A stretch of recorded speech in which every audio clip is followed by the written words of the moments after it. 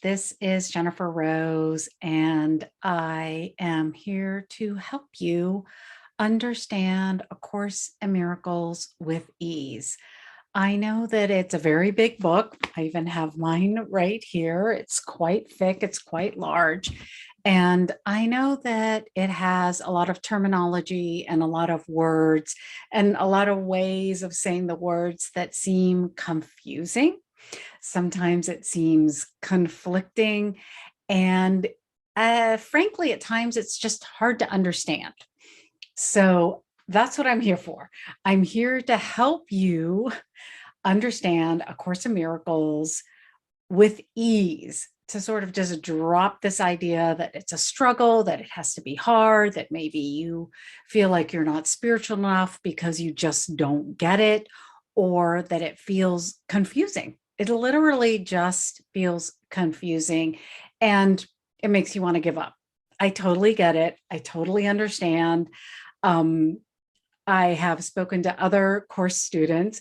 I actually have a friend of mine. We were in a group for a long time, and he told me several times that he threw the book against the wall because he just felt like there was something wrong with him because he couldn't understand the Course in Miracles. Like he knew something was there that he wanted to get.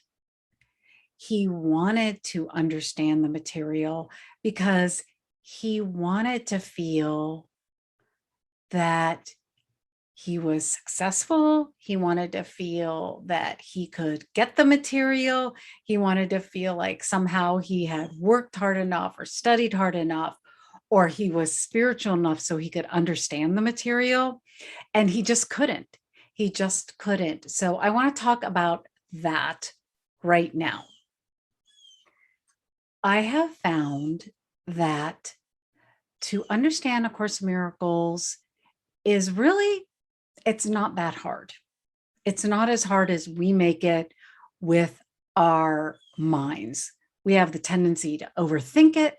We have the tendency to analyze it. We have the tendency to want to grasp the meaning. And when we don't understand it, we overthink it. We overthink it. So the first thing that I teach in the groups that I facilitate, and when I'm teaching or working with someone in a one-on-one session, is take the definitions that come up in A Course in Miracles and create your own definitions for the most popular words that are in the course. So there is the word, for example, I use the Holy Spirit, which is all throughout the Miracles material. The Holy Spirit is mentioned hundreds, if not thousands of times throughout the whole book. And throughout the whole book, there are many definitions that are given for the Holy Spirit, which I'll throw out a few. Your inner comforter, your inner guide, the voice for God. If love were to speak to you, it would be the Holy Spirit.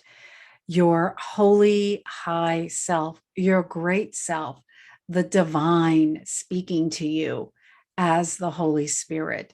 And when I'm look at that word and I'm working with the Miracles material and I'm run across the word, the Holy Spirit, I simply use my own definition. And actually in my mind, I translate it to H, capital S. And I just think of it as my higher self. And that just really makes it very, very simple. As I'm reading through the material, every time I see the Holy Spirit, I just think, oh, that's my higher self. That's just me, the great self, the divine self that I am, the I am presence.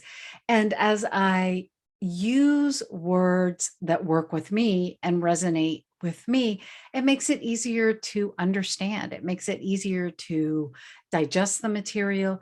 It makes it easier to work with material. And I have to tell you, When you create your own definitions for any of the words and any spiritual teaching, you empower yourself. You're giving the material life. You're giving the material meaning.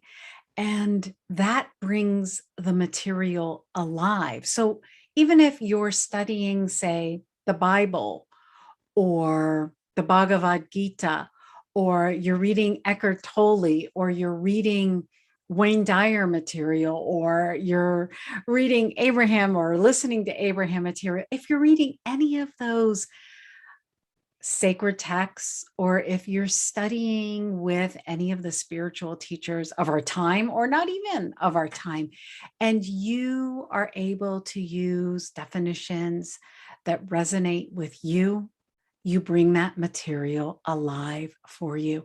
And what I love about creating your own definitions is that you get to change the definitions as you change. You are empowered to create, renew, revamp, revitalize any definition that you have for any words. And it is my goal to help you understand A Course in Miracles with ease so that you can start applying the spiritual principles of the Course. You can start applying them in your life so that you can solve your everyday problems and get your miracles.